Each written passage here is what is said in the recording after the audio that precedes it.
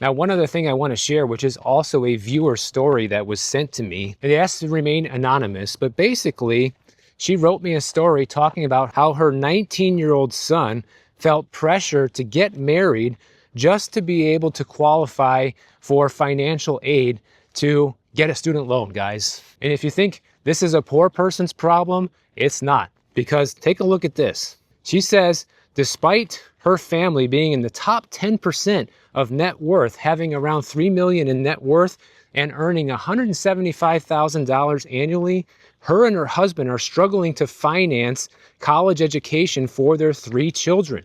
And that's a lot of children to finance college for, especially at today's prices. She told me that college tuition costs are completely unaffordable, even for families that are considered high earners like themselves. And here's the kicker. Because federal student aid calculations include the income of the parents of the student and their assets, their 19-year-old son was ineligible for student loans. But his school counselor told him that he could only qualify independently if he were 23 years old, homeless, or married.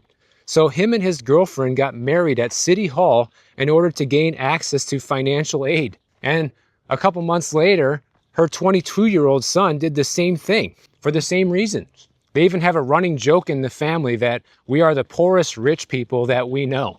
I mean, it's kind of funny, but it's also kind of sad. Like an affluent family that brings in $175K a year cannot afford college education for their 3 children. And these kids are now going to be racking up student loan debt, and you already see the massive problems that people are having with that.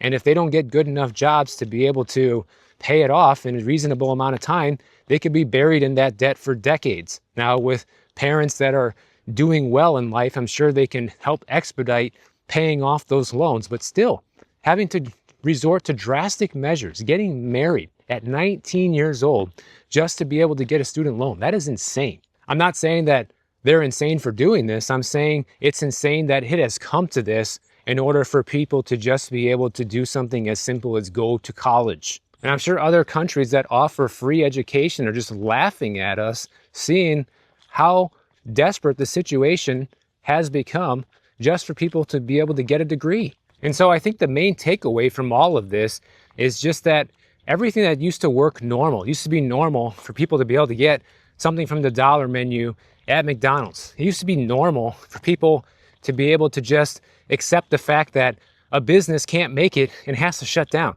or banks fail. It used to be normal to be able to go to college and work a summer job and pay your way through that without being buried in debt afterwards or wondering how you're going to pay off your student loan. But everything keeps moving in a worse direction for everybody, even if you're doing well financially right now. So I don't know where all this is going to go, guys, but I think we are inevitably on track for a 1929 style depression all over again, because all of the factors point to it. There are so many similarities from 1929 till now, and we're coming up close to that 100-year anniversary mark. In fact, somebody just wrote a famous book about it called 1929, pointing out an entire book's worth all the similarities between back then and now. It's too many coincidences to say that we're not in for the same thing, if not even worse.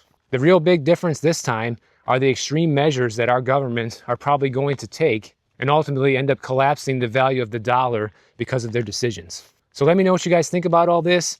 And if you enjoyed the video, make sure you subscribe to the channel. And if you don't want to wait for my next video to come out, check out this one on the screen right over here, and I'll see you in the next one.